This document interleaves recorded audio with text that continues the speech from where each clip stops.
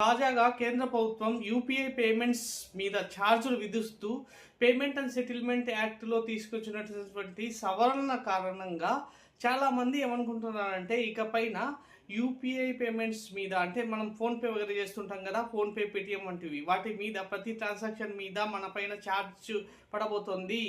ఇక ఛార్జుల మోతే మోత, బాదుడే బాదుడు అని చెప్పేసి పుకార్లు పుట్టిస్తున్నారు అనమాట. అయితే ఇవి పుకార్లు మాత్రమే, మనం భయపడాల్సిన అవసరం ఏమాత్రం లేదు. నిజాలు తెలుసుకోండి, దాని గురించి నేను చెప్తున్నా.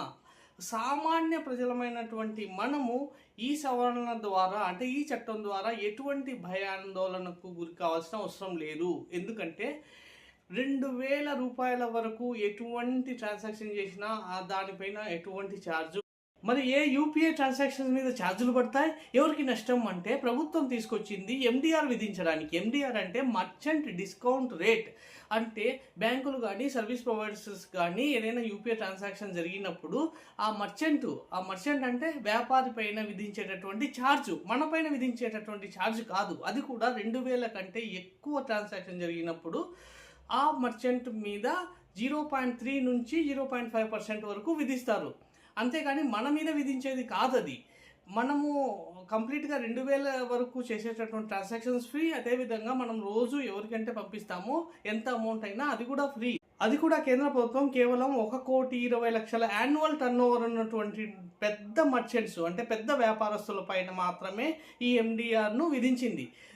సాధారణమైనటువంటి చిన్న వ్యాపారస్తుల పైన కాదు. కాబట్టి ప్రభుత్వం చేస్తున్నది కరెక్టే. ఏ విధంగా అంటే పెద్ద మర్చెంట్స్ ఏం చేస్తున్నారంటే డెబిట్ కార్డు, క్రెడిట్ కార్డు వంటివి యూజ్ చేసినప్పుడు దానిపైన ఎండిఆర్ 1% వరకు ఉంటుంది. ఆ ఎండిఆర్ను తప్పించుకోవడానికి యూపీఐ చేయండి అని చెప్పేసి కస్టమర్లతో బలవంతంగా యూపీఐ చేయిస్తున్నారు. దానివల్ల ఏంటి, ఎవరికి నష్టం? బ్యాంకులకు నష్టం, సర్వీస్ ప్రొవైడర్స్కు నష్టం, ప్రభుత్వానికి నష్టం. కాబట్టి బ్యాంకులకు కానీ ప్రభుత్వానికి కానీ వస్తున్నటువంటి నష్టాన్ని తప్పించడానికే ప్రభుత్వం ఇటువంటి సవరణను తీసుకొచ్చింది. ఇది చాలా మంచి విషయమే. మనపైన ఎటువంటి ఛార్జీలు పడవు.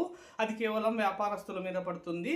0.5%. పెద్ద మర్చెంట్స్ కాబట్టి వాళ్ళు మన పైన ఎటు రుద్దరు.